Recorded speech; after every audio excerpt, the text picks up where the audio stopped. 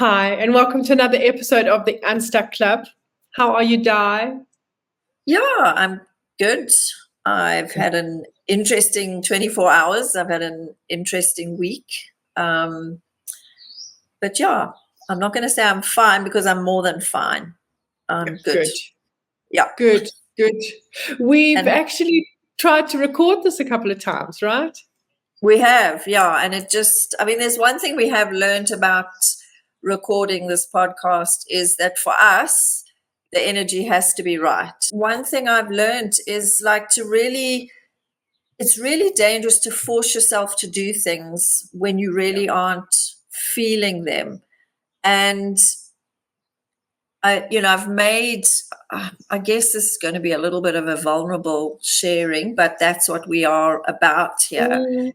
Is I made a decision around my finances, and I know a lot of people are struggling with money challenges, money issues. I'm seeing lots of free webinars around it.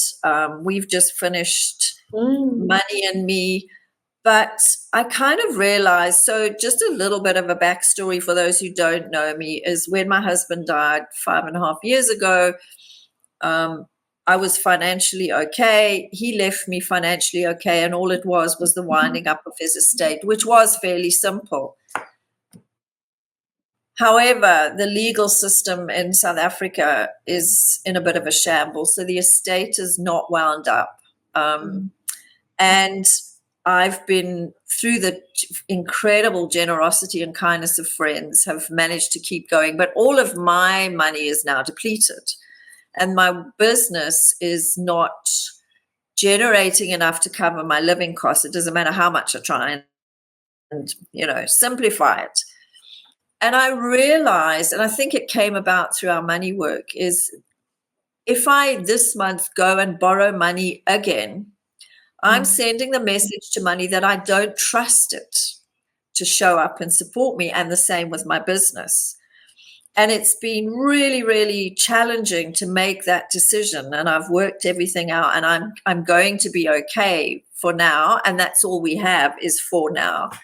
But then yesterday I went to a friend who has a beautiful lodge, and she has a monthly women's lunch, and she'd asked me to go there and talk about the business think tank process that a friend and I facilitate. And we used a couple of the ladies did the thinking. And what I saw was everyone is going through intense stuff. But we all show up and we all sit there and we're smiling and we have our glass of wine. And inside, one of them said, I am in such fear that I have heart palpitations at night. I don't know how my business is going to survive the changes that are happening in the environment around her. And there were a lot of tears. Tears came really easily. And we feel so isolated. And yet, as they shared and this think process developed, and people were like, we are here for you. Like one woman said to the other woman, like, you can phone me at 3 a.m. if you need a roof over your head. I am here. And I've realized that we've got really stuck in trying to do and manage all of this on our own. And you and I know, Joe, have had many tearful WhatsApp voice notes and phone calls where we like, I don't know how I'm going to do this. I don't know how I'm going to get through this. So there were two things I realized. One is we are isolating ourselves and we are not reaching out. And the other one was that we've lost a lot of compassion and kindness. And I think it's because it's so easy to hide behind a keyboard. And this friend who has this lodge had a really, really bad review written, completely unnecessary. The interesting thing was the person who wrote it never said a word to her. Not once brought up any complaints, which she absolutely would have dealt with immediately. And then went and wrote the shocking review, which is now out there in the public domain. And I was like, when did we become so unkind? When did we stop thinking about the damage we would do to someone else's livelihood, business, or whatever it is? So I've really been in this space this last week of like, yes, I'm afraid. But for this moment, I'm okay. And I'm also learning to reach out to people, even if it's just to share my fear. Like, I am so afraid. Or, some of these people yesterday, like, just one has had two incredibly personal, deep losses in a very short space of time and is trying to cope on her own with all of it. And I'm like, wow, we are all going through stuff. Yeah. Yeah. We're going to be talking in a couple of weeks about the energy of 2024, like the closing off numerology energy of 2024, and then the energy that we're stepping into in 2025, right? And this year, 2024, this energy, which is in numerology the 8, right? And it's this energy of what we achieve, and the real theme of it is empowerment and disempowerment. What empowers you, what disempowers you, like so much along the way. And I think that one of the things that I really didn't speak about enough, because I've also just been going through my own stuff and haven't been as vocal and as out there as I've wanted to be. And it's kind of like coming to the surface as in the last 2 months is so much of an 8 energy is also to know that empowerment comes from your ability to be vulnerable. Empowerment comes from, because when you don't have the capacity to say the honest things, which is why community is so important. And it's vital that we kind of processed it through this year. And it's interesting that we're starting November, right? And November is going to be a 1. And I get that people are going to listen to this maybe way down the line and discover this way down the line, but 1s repeat themselves and 2s repeat themselves all the time, But it's the end of the year, and in November we're stepping into a 1 energy of the month, right? And it's actually giving us the opportunity in the last 2 months of this year to do exactly what you're talking about, that to actually go, I can't do this on my own. It is so disempowering to feel alone, because next year's energy, this beautiful energy of the 9, and the 9 as an archetype is the humanitarian. And next year, we want to step into next year having dipped our toes into vulnerability, having braved saying to ourselves and other people, this is hard, I don't want to do it on my own. I want to feel like a part of community. And in September, I got invited into a WhatsApp group to hold space for people to carry intentions through until the end of the year. So it was 100 days until the end of the year, and it started off with such good intention and enthusiasm. And there was someone very sweet who was doing a countdown, and everyone was kind of doing their thing. And it's been dead quiet. We're going on 3 weeks. Okay. And it's a big thing for me to hold space, because I can't keep on driving it, because I'm a natural driver, right? So it's not for me to drive it, it's for me to hold the space. And it's like, if I set an intention for myself, I'm pretty good at following it through. And I've been so sensitive to the energy of everyone in there who had the best intentions for themselves, right?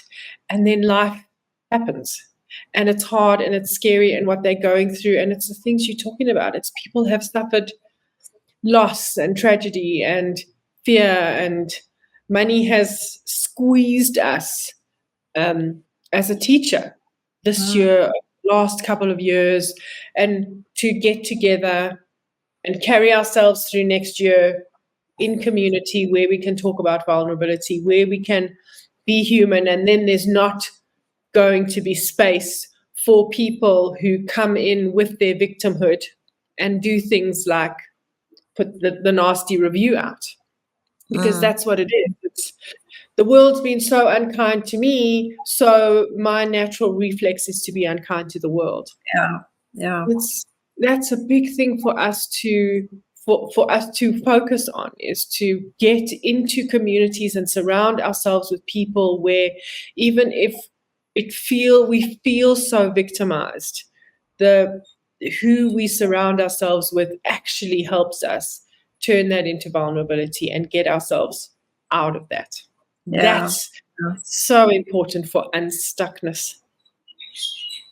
Yeah, and I feel like we really are being challenged to be authentic. And I know that word gets bandied around a lot, or being true to who you are. And also, and I think it's time to start calling people out when they are using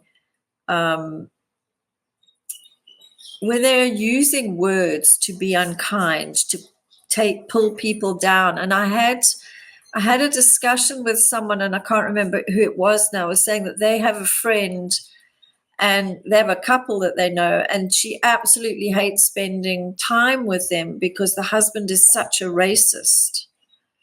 And it's always derogatory comments about other racists and derogatory terms. And I said to her, but does no one ever say to him, like, okay, I'd appreciate it if you just like not talk like that, or like you leave, like I'm not going to sit here and listen. No, well, nobody wants to upset them.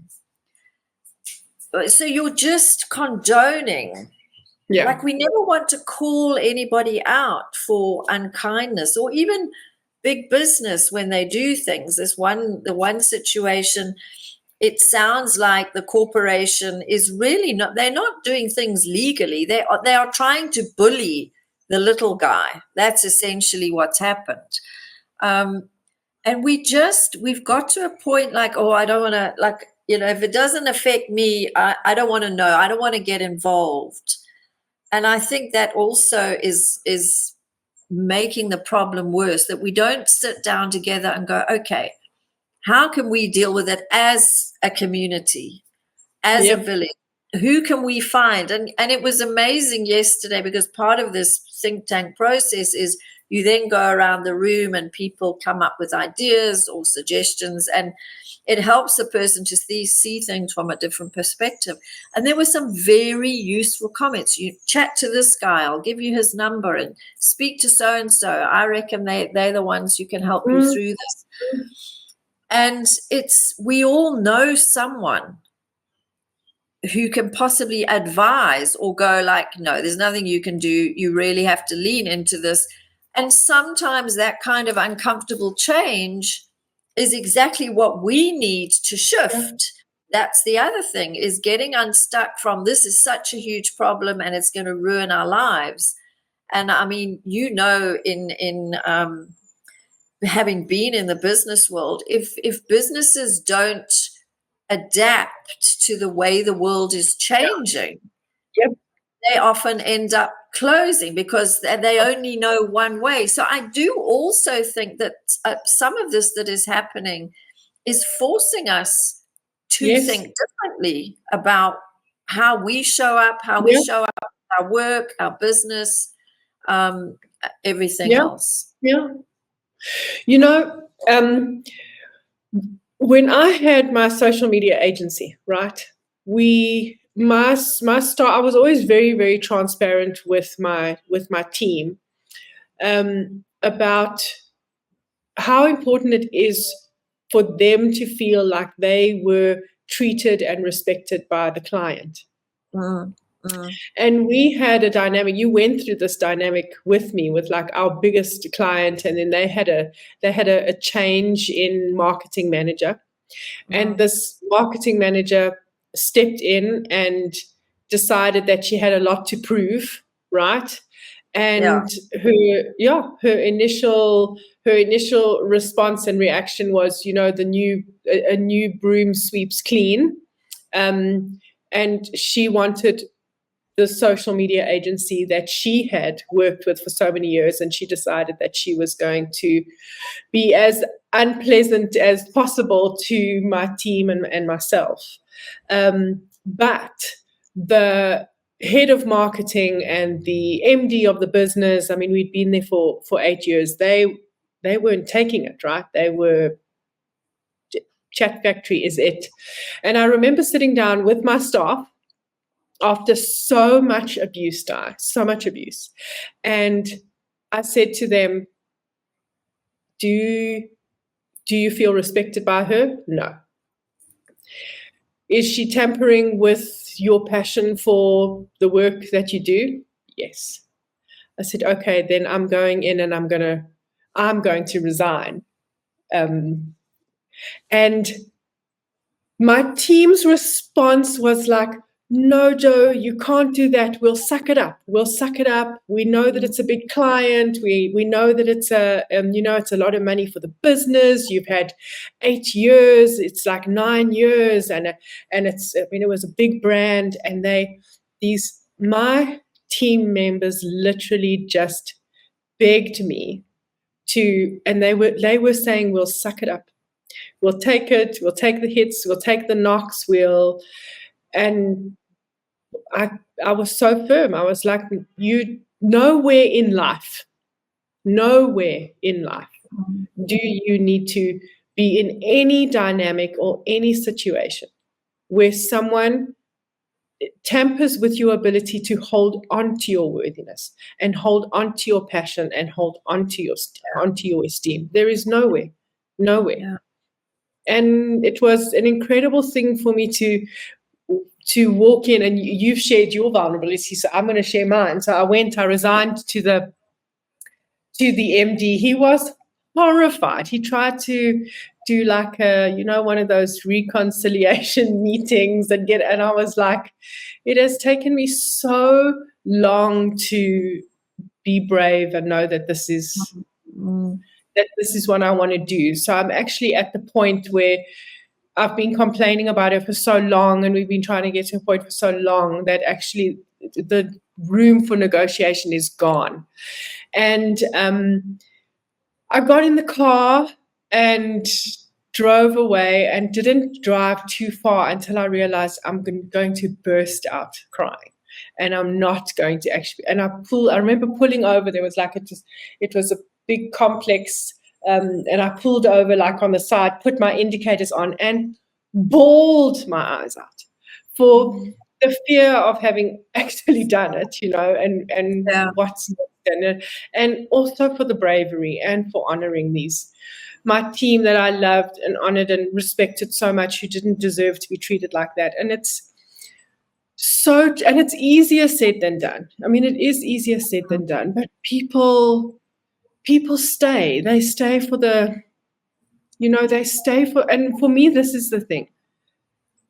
You can fight for your self-worth and you can fight for your self-esteem, but sometimes the environment or the situation or the dynamic is so unpleasant that if you know that it is literally disempowering you to a point, that it's chipping away at your ability to hold on to yourself, then that's when you've really got to say, that's when you've got to tell whoever, so that someone says, we will help you, we'll support you, we'll whatever, so that you don't feel alone in the world. And I am going to repeat, it's way easier said than done.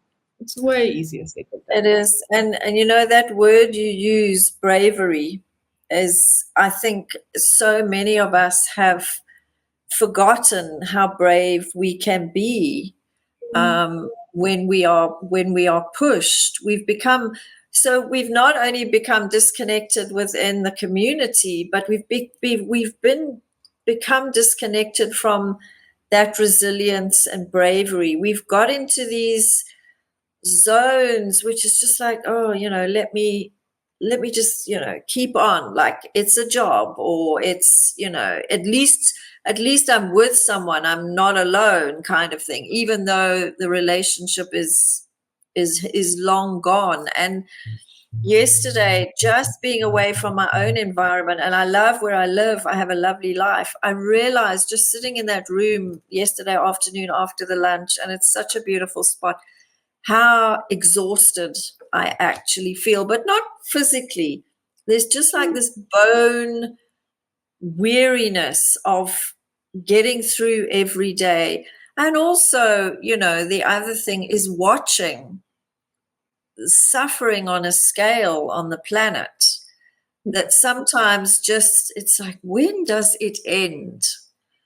And I think so many people, apart from the fact that it is the end of the year, I think so many people are like when do we get a break? Yeah. And I know that when we did Money and Me, like with the waves, that surrender, like how, when there is so much on your shoulders. And I really do understand, and I know I've said this before, I understand why people check out. I get it.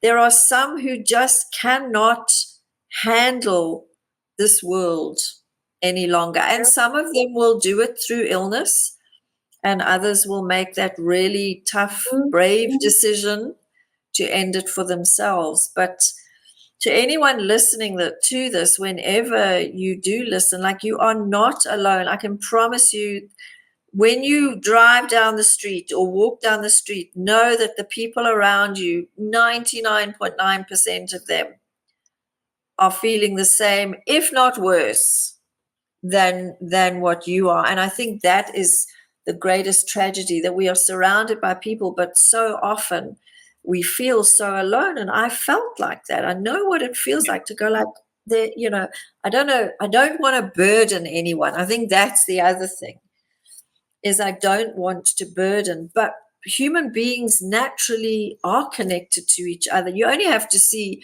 when there's a crisis or a sudden catastrophe, and all of a sudden people are forming human chains and rescuing people and doing amazing feats and opening their homes to strangers because, they've lost their home. Like, it's inherent within us. But I think we've really become disconnected. So I think my kind of thing at the moment is, if I have any intention, is how do I become unstuck from this isolation, which then just seems to morph into fear and all those other intense energies. And they are all energies, and they impact us. Fear turns your brain to mush. Fear means you can't think straight. You can't find solutions. So even just like when I left today, I said to my friend, like, I feel soft. When I left there, I felt soft. I felt like, okay, I've kind of come back to me again. And I think that's the other thing, Joe, is people need to look at ways like, put your phone down, turn your laptop. I know you go lie under the tree when you're feeling overwhelmed. You'll find the tree and you're like, okay, Mother completely Nature. Flat on the ground. Yeah, I can't. And you find mulberries, and we remind ourselves that there's so much that just carries on. The trees grow. We've had crazy storms this last week. Trees have come down, but today it's peaceful, and the trees grow, and the grass turns green, and the birds come back out, and it's like we get stuck, I think. Yeah. And it's building up, because next year's energy is so humanitarian. It is so much about finding your people and letting go of what no longer serves you, and having the bravery to do something different. And it's this humanitarian aspect is such a big thing, and a big part of this humanitarian aspect is to find your people. And like, this is why we started Unstuck Club. I think that sometimes we get lost in the how many how many people are watching and how far has it grown and all that kind of stuff. And then it kind of like just settles again, and we all get that one message, or the one or two messages where people go, I get it. Like, I've never met Di, but just listening to the two of you together, or I feel heard, I feel understood. And it's going to be such an important part for you and I, like, to make sure that we build community, and this community is based around us saying, first and foremost, we started it because we felt so stuck. We were like in a bubble. And I don't know if everyone knows, like, I'm so grateful in my nomad journey that I can just say to you, Di, I'm coming to you. And there I am. I'm so and happy. You have and you've got this beautiful purple like couch that I squeeze myself into it, and sometimes I sit there. You've watched me sit there for days, like literally feeling lost and confused, and what is the next step, and where shall we going, and is it working, is it not working, how much effort. And you've seen me just go backwards and forwards the whole time. And that's why we started Unstuck Club, because we raised our hands and we were saying, flip, I'm so stuck. Like, I feel so stuck. Yeah. And sometimes it is just like on these podcasts. And again, like we don't have a list of topics we want to talk about. It literally is what's come up. And I know when we were supposed to record this, and I'd been sitting with these things going on in my head, and I'm like, I'm not ready to talk about it yet. It's coming, but I still needed to be with it and to integrate it, and then go, okay, now I'm ready to talk about it. But everything I've realized, like, in 2 months' time, we've been doing this for a year. When did that happen? But it is what we talk about here is things that we get stuck in, or we see people getting stuck in. Yeah. And it's just the beginning. There's such a long haul for you and I to help people, honestly. And we don't even know the formula. We don't know the method. We don't know how it's going to unfold. But we know that there's something purposeful in what we do. And I think that that's the big thing, is that when people are in dynamics where they know in some little inkling that it's not good for them, or it's not healthy for them, or it's not, they are worthy. Well, actually, that's the least part, because actually that's the thing, is that so many people don't know that they are worthy of something so much better.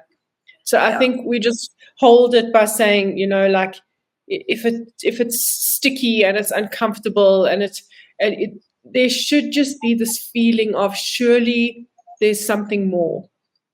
And I think that that's where I'd like us to leave it, is just, surely there's something more, because that's the spark of telling yourself the truth. And then those whispers of worthiness and everything then starts to bubble up. But you first got to get to that point, Yeah, and to do that is to find a space to be quiet. And I know that not everyone has the time or the budget to go away for a weekend to a beautiful space in nature, but there are lots of spaces, your own garden.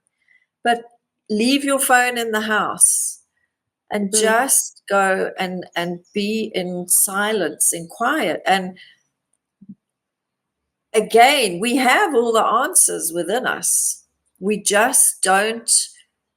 We are so stuck in the distractions of the external world, or signing up for the next course, joining a WhatsApp group, because we think it's going to give us the solutions, but actually it can give you the support. Absolutely. That's 100%. And the marketing machine, the marketing machine that I do not like, has turned up such a story that has said, we have the answers for you and we are your support. Yeah. And actually none of that is true. Honestly, it is so, it's about just braving a little bit of time with yourself, and it can start off actually being really, really uncomfortable.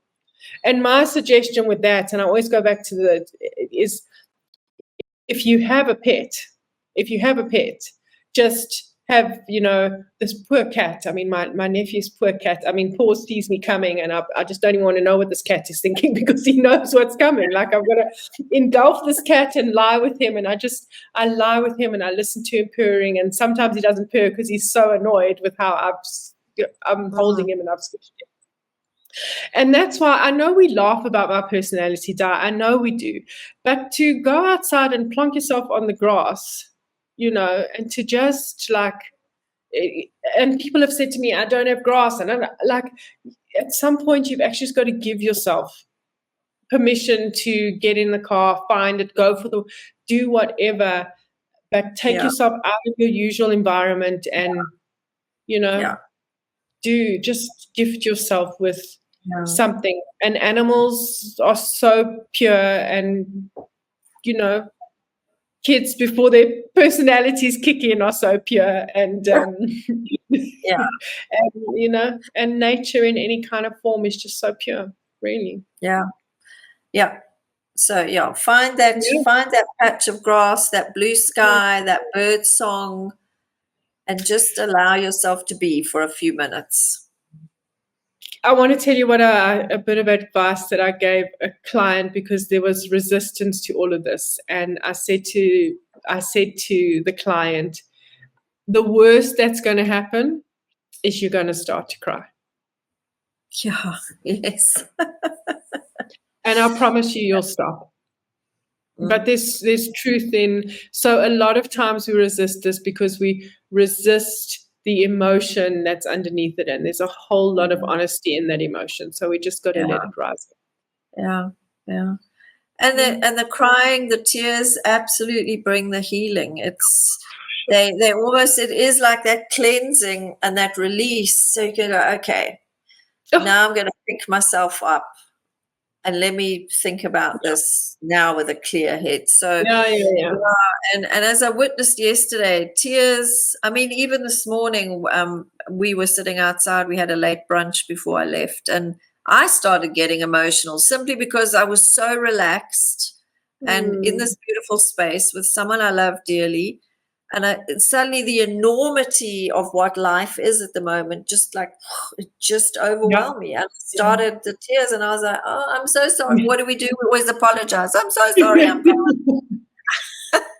And I was like, wow, even I didn't realize I was sitting on so much emotion of the challenges that we are all facing at the moment. So please be gentle with yourselves and be kind to yourself, because when you're kind to yourself, then you can be kind to others.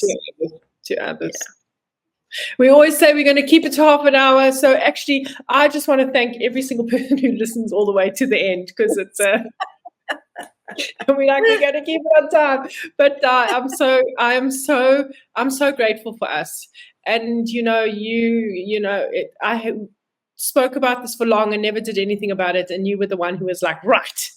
Now we are setting it up. So thank you so much, really. And thank you to everybody who tunes in and listens and sends us feedback. We love it, and we love doing this, and we love all of you. Yeah. And with that, we say goodbye. Bye.